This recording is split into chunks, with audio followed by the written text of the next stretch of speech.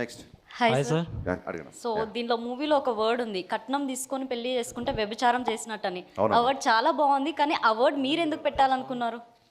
నేను కట్నం తీసుకోలేదు కాబట్టి. ఓకే. అలా కాదు, ఏమవుతుందంటే ఆ కాన్సెప్టే నాకు ఆ అమ్మాయిని ఒక అమ్మాయి ఇద్దరు ఏకం అవుతున్నప్పుడు, ఒక మంచి ముహూర్తంలో ఇద్దరు ఏకం అవుతున్నప్పుడు మా అమ్మాయిని చూసుకోవడానికి ప్రేమతో అమ్మాయికి బట్టలు పెడతారా నగలు పెడతారా అనేది ఆడపిల్ల తల్లిదండ్రుల పర్సనల్ విషయం, దాని గురించి నేను కామెంట్ చేయను. కానీ ఈ డిమాండింగ్ గాడ్స్ గ్రేస్ ఇప్పుడున్న మోడర్న్ సొసైటీలోనే ఇప్పుడున్న అమ్మాయిలు అబ్బాయిలు అనేవాళ్ళు నిజంగా డెఫినెట్గా వరకట్నం చావులు అవన్నీ చాలా వరకు తగ్గిపోయాయి. బట్ మేము చిన్నగా ఉన్నప్పుడు మా ఊళ్ళోనే లేకపోతే మా దూర ఫ్యామిలీలోనో అలాంటి ఇన్సిడెంట్ నేను చాలా చూసాను. కేవలం పెళ్ళైన తర్వాత కూడా ఇంకా ఈ కట్నం అనే దాని గురించి అవన్నీ చూసా. సో ఈ సినిమా కూడా ఆ బ్యాక్డ్రాప్లో వస్తుంది కాబట్టి ఖచ్చితంగా ఈ మ్యాటర్ చెప్పదలుచుకున్నాను. నీకు నచ్చి ఒక అమ్మాయిని పెళ్లి చేసుకున్నప్పుడు నువ్వు డబ్బు నచ్చి పెళ్లి చేసుకుంటున్నావా అమ్మాయి నచ్చి పెళ్లి చేసుకున్న క్లారిటీ మగవాడికి ఉండాలి.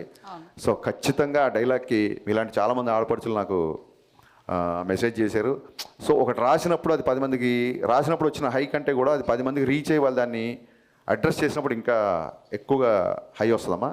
సో మీరు ఆ డైలాగ్ గుర్తు చేయడం, నేను చెప్పడం మళ్ళీ చెప్తున్నా, నిజంగానే కట్నం తీసుకొని కాపురం చేస్తే మగవాడు వ్యభిచారం చేసినట్టు, అది చాలా చాలా తప్పు.